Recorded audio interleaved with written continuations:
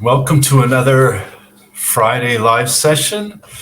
And I want to welcome you here today because today we're going to be talking a little bit about grammar. And it's so important to think about grammar in the right way when it comes to the IELTS exam. And that's what I want to share with you today. So welcome if you're watching on YouTube or watching on Facebook. And during this session, if you have any questions as we go along, don't hesitate to ask your questions and I'll be happy to respond. If you're watching on the replay, don't hesitate to put your questions in the comments. I'll be happy to answer any queries or questions that I can. So let's talk about grammar. And it's really important when we start thinking about grammar, especially for the IELTS exam, that it is a thing that is measured in every section. And usually it'll be about 25% of your score when it comes to writing and when it comes to speaking.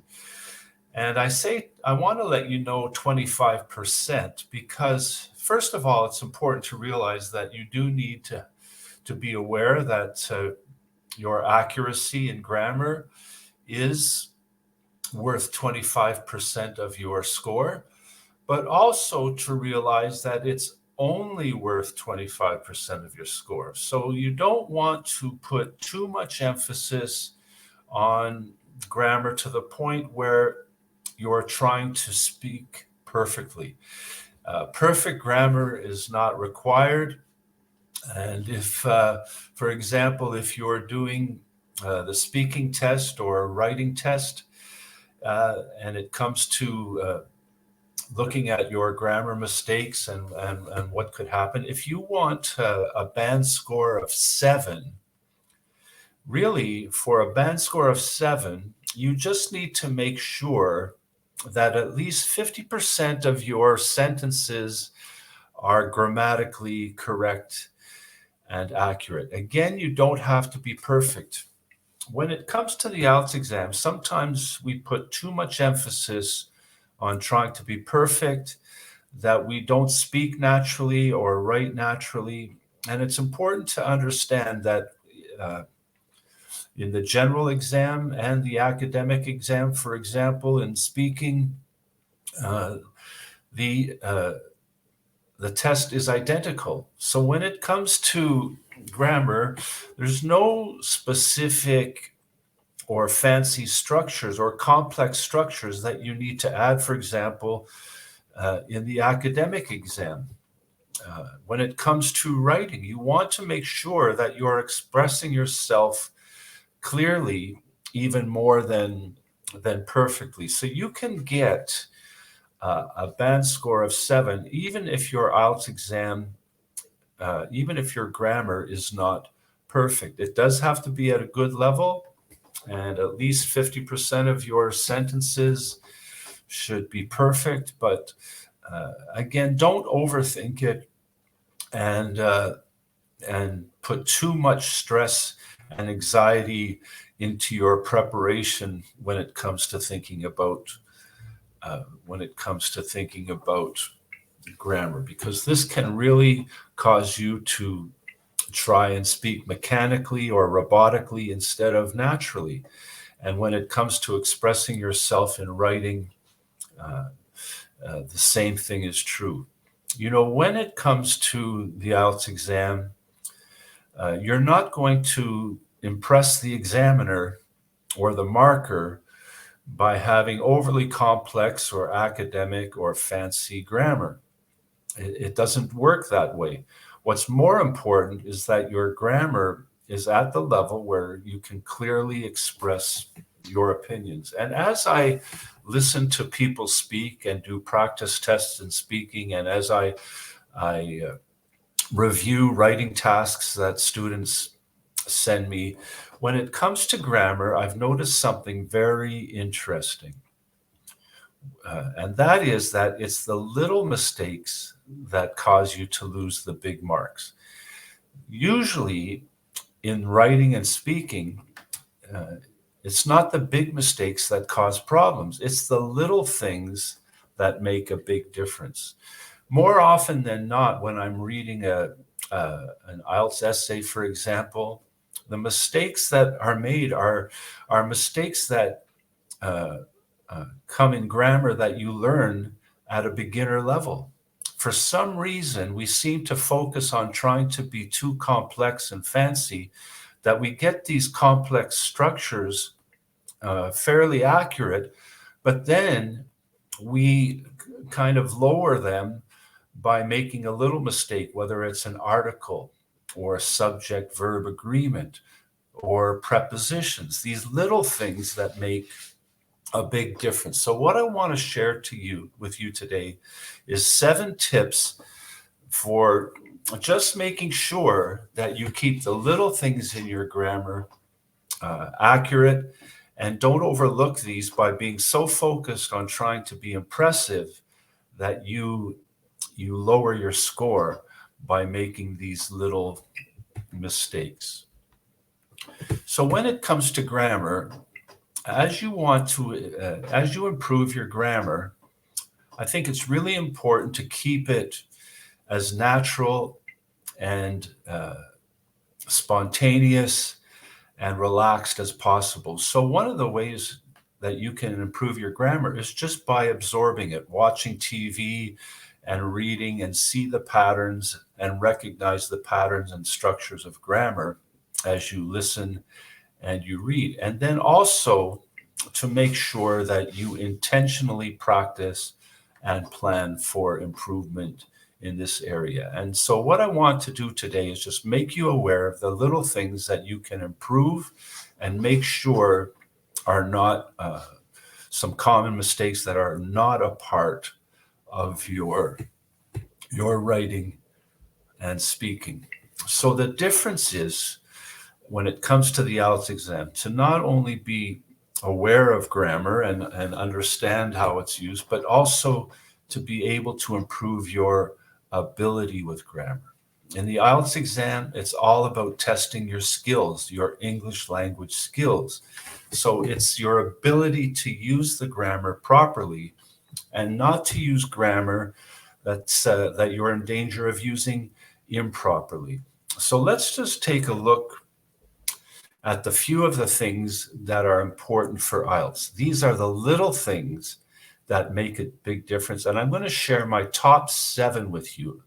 These are the things that should be so straightforward, the things that you learned early in your English language speaking, but make a big difference on the IELTS exam. So we're going to talk about simple present and present continuous, simple past, present perfect, the passive voice, word forms, definite articles, and prepositions. I think if you can be aware of these 7 things and make sure that these are always accurate and used in the proper way, you'll have success in the IELTS exam.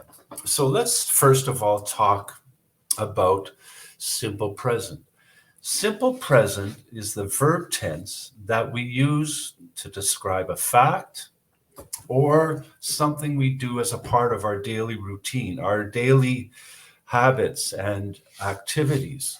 So for example, every day I play football, or every day the train arrives at 6 o'clock. So we're using it for present activity and for scheduled activities and regular events and facts.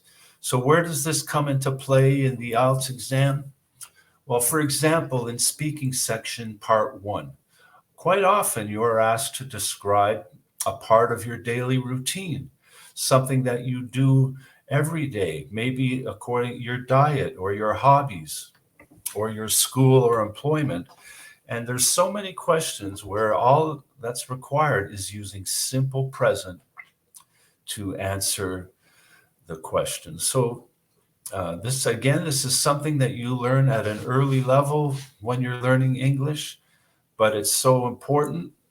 And be aware that you don't have to use fancy exam structures. Why try to use present perfect continuous or future perfect continuous when a simple present answer will suffice. So just keep it simple. And when you're asked a question in simple present, answer it in simple present. The next one is present progressive or present continuous. And this is something where you describe something that you're doing right now. And again, this can come into play in the speaking section where you're maybe just trying to extend or give a little extra details about the answer to your question, and can often be combined with simple present to just extend an answer and display your grammar skills naturally. So for example, if you're asked, do you like to read? And you can say, yes, I read every day. That's simple present. And then you just add a little extra detail. Right now, I'm reading a book, Harry Potter and the Philosopher's Stone, and I'm really enjoying it.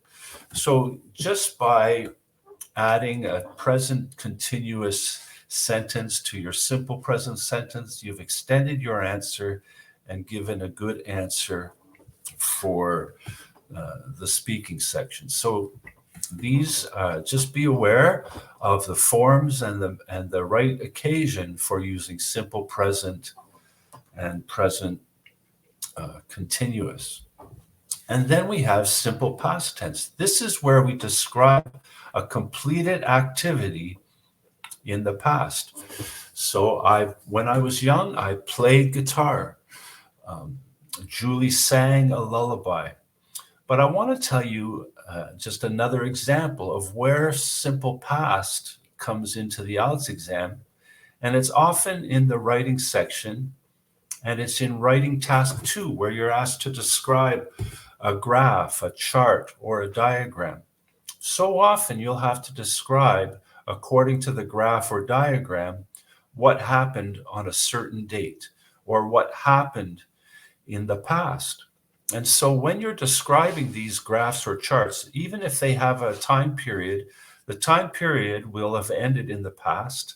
It won't be something that's continuing in the future in every situation. So if you have to describe events or trends or things that happened in a period of time in the past, you're going to be using simple past. So this is an important thing to realize, that so often in writing task 1, you'll simply be using this past tense to describe an event or something that happened in the past.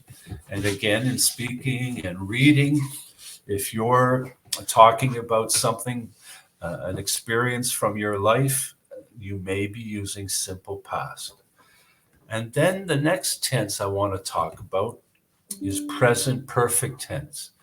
And present perfect tense is really when we connect something that happened in the past with something that's still taking place in the present. And we form it using the verb has or have with the past participle. So often you might be asked a question that has to do with some kind of change. How are things different now than they were before? And this is another situation of where you'll use present perfect tense.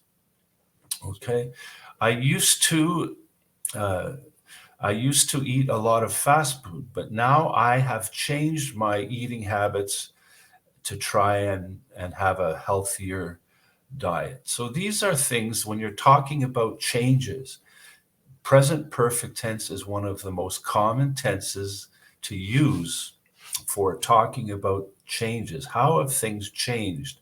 And so often in the writing section or speaking, you'll be asked to describe a change that's taken place. And this is where you'll simply want to use present perfect.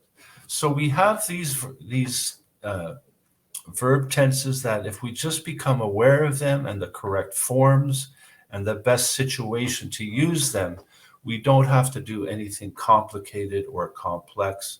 We just need to use the appropriate tense for the situation. One thing I do want to mention that can sometimes be helpful, especially in writing task 2, where you want to sound a little bit more formal, is to be able to use passive voice. But as you use passive voice, make sure to just, again, keep it simple. For example, if I were using active voice, I would say the engineers blew up the bridge, and that's simple past. But if I just want to have a little wider range of grammar and use a different verb tense and sound a little bit more formal, I can just change it to passive voice. The bridge was blown up by engineers. So really what we're doing is we're just changing and flipping the sentence so that the subject becomes the object and the object becomes the subject. So if I say the engineers blew up the bridge, in that case, the engineers are the subject. But if I say the bridge was blown up by the engineers, now I'm emphasizing and putting my focus on the bridge as the subject and saying what happened to it. So just be aware.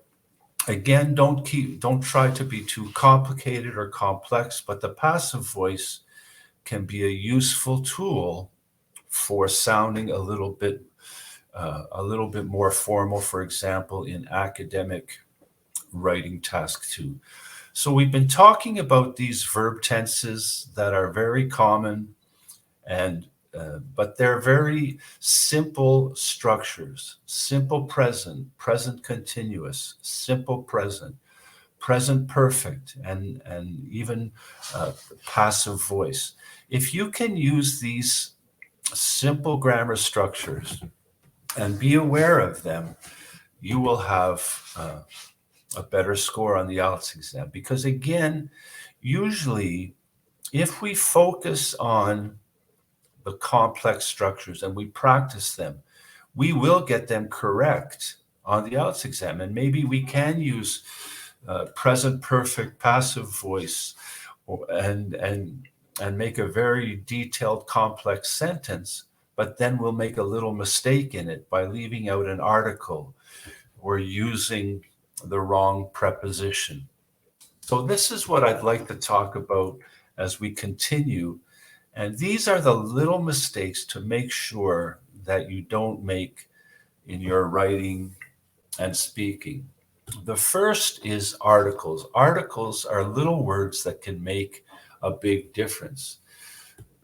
If we use the article the, we're talking about a specific thing or a specific person or a specific place. That's why it's called the definite article. So for example, we're talking about the pirate, this specific person, the pirate.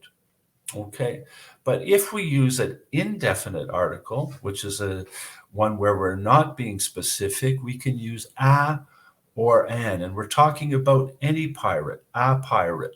Okay, now one thing about articles, let me give you a little hint of how they're helpful in the IELTS exam. And this is when it comes to trying to predict answers in the listening section. If you know that you have to put a noun to fill in a certain gap, if you see that a definite article like a or an in front of that gap, then you know that it's going to be a singular noun. If you see the, then you know that it could be plural, or it could be singular, or it could be countable or uncountable. This is the importance of just of articles, because number one, if you're writing a very complex sentence in grammar in the writing task and you leave out the article, no matter how fancy your sentence is, you won't get a good score. And when it comes to trying to predict things and fill in the gaps in listening or reading, articles can be a very good clue as to the type of word that you want to write in that gap. So you can see just a little thing like articles can make a big difference. And what about prepositions? Prepositions are words that tell us where or when something is in relation to something else. So the most common prepositions are prepositions of time and prepositions of place. And so here's some examples of prepositions of place. The apple on the plate, the noises at night, the water in the bucket. These prepositions of place, in, on, or at, can make a big difference for your grammar accuracy. Just little words like in, on, or at. These are the types of things that you want to be aware of and make sure that you use your prepositions correctly. Okay, so, and what about prepositions of time? They're the same prepositions as prepositions of place, in, on, or at. So if I see that if I want to use the preposition in for time, I'm going to say in January or in 2010. If I see the preposition at, I'm going to say at midnight, at 8 p.m. I'm going to be more specific. And if I see in, I'm going to say in the evening, in the morning, in the afternoon. If I see on, I could say on the weekend, okay, on Tuesday, on Wednesday. So it's just a really good idea to become aware of the little things that make a big difference. So articles and prepositions, if you could have the fanciest, most complex grammar structure in your sentence, but if you use the wrong preposition or the wrong article, this can make a big difference. So what's the best strategy for improving your grammar? First of all, just do your daily routine, the usual stuff, absorb it with your listening and your reading. And then you can plan and practice. And this is your intentional way of improving your grammar. One of the best ways that you can improve your grammar is simply by writing and speaking every day. And if you want to correct your own grammar and improve your own grammar, simply write something every day. Take 5 minutes and write something. And if you write this on your computer, you can simply do a grammar check, notice the grammar mistakes, and then do the research yourself and learn what you need to know to fix those mistakes. And you can find resources for improving your grammar in thousands of websites on the internet. But the key is to just write every day. And then to improve your speaking skills, the next step is to just read what you've written out loud. Does it sound right? Does it sound grammatically accurate? So by proofreading, you can improve your grammar. And then to practice speaking, even if you're by yourself, just take your phone and record yourself talking about something for 2 or 3 minutes, and then listen back and check your grammar. This is something that you can do on your own. And then if you discover that you really need help with certain areas in grammar, this is where you can find a tutor or a teacher who will help you improve. It doesn't happen overnight. Learning English is a lifelong experience, but it takes months and years to get to an advanced or high intermediate level.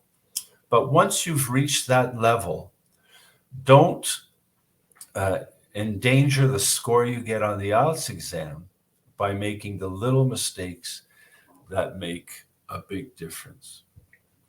I hope you found this helpful. I just wanted to take a few minutes today to just give you the message that the little things in IELTS can make a big difference. Don't try to be too fancy. Don't try to be too complex or complicated, but just make sure that the little things are always accurate, and this will help you raise your score and have success on the IELTS exam. So I want to just wish you all the best as you continue to prepare. Don't hesitate to reach out. If you're looking for resources and want suggestions, just ask me in the comments. And if you have any other questions about the IELTS exam, I'll be happy to do my best and answer those questions. All the best as you continue your preparation for the IELTS exam.